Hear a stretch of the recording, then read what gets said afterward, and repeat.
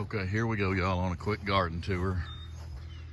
Truth is, in another 2 weeks, surely in another 3 weeks, we'll be so busy in this garden we won't even have time to look up. So show you a little bit.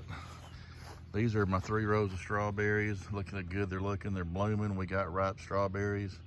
Truth is, I just have these for fun. I buy most of my strawberries that when I need a lot of strawberries to make jam or jelly or whatever, I buy those commercially in a town called Newport. But I like to grow these just to have them.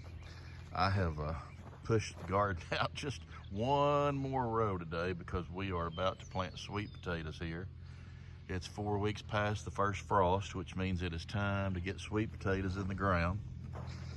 Speaking of potatoes, I've got 2 rows here. They are beautiful. We've got the traditional red potato here and the more white Yukon gold potato here. In another couple of weeks, these plants will start blooming. They'll have purple blooms. About the time the blooms begin to fall off, well, it's about time to start digging the potatoes in. We're gonna have enough potatoes this year to make mashed potatoes that we can put in a vat and swim in. Great cold weather crop here. I've got a variety of cabbage and broccoli and some cauliflower. This cabbage is looking great. You see that white dust on there? I've sprinkled it with a little bit of 7 today, and I'm going to show you why I have done that. I was out on the porch yesterday morning. Look at that nice cauliflower coming through there. Saw a nice little pretty Peter Cottontail out here yesterday, and look at what Peter Cottontail did to my cabbage this morning. That is not good, Peter Cottontail. No, sir.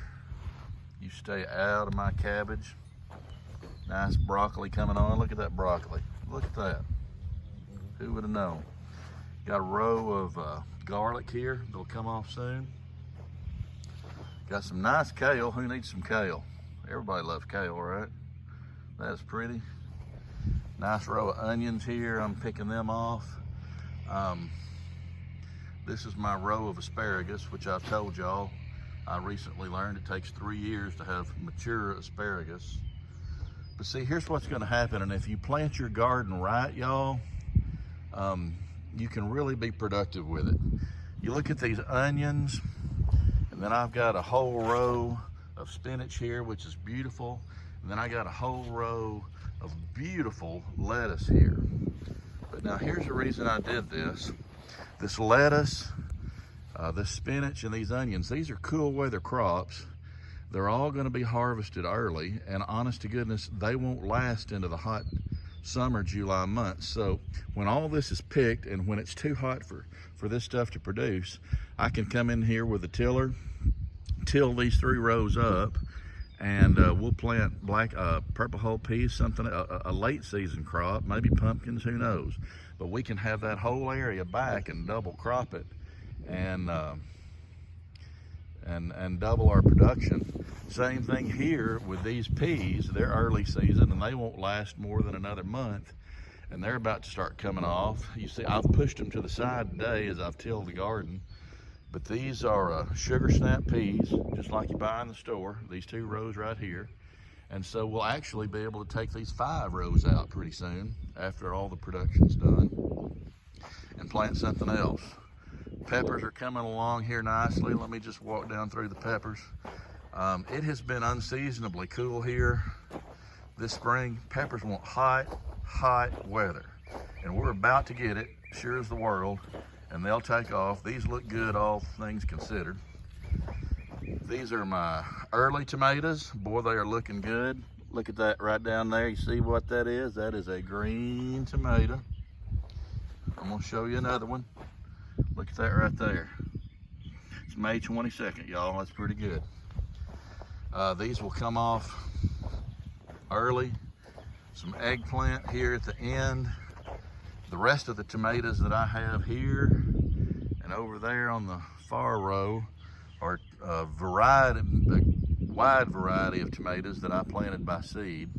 I think I've got 28 or 30 tomato plants here. A buddy of mine Jason Gazaway, I think I mentioned him in the earlier video. We've decided we're going to have enough tomatoes this year that he and I are going to get together and we're going to can tomato juice this year for Bloody Marys and anything else you can imagine. But we're going to have a good time doing that. My purple hull peas are looking pretty good. My green beans are looking real good.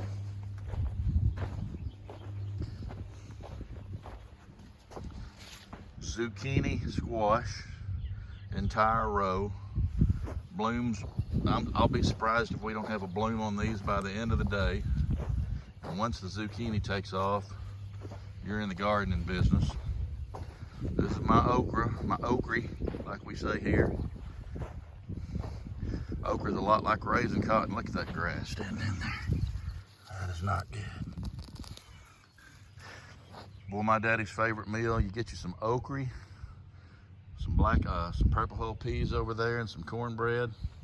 For him, that was fine eating. There's the rest of my tomatoes from seed. Jump over here. I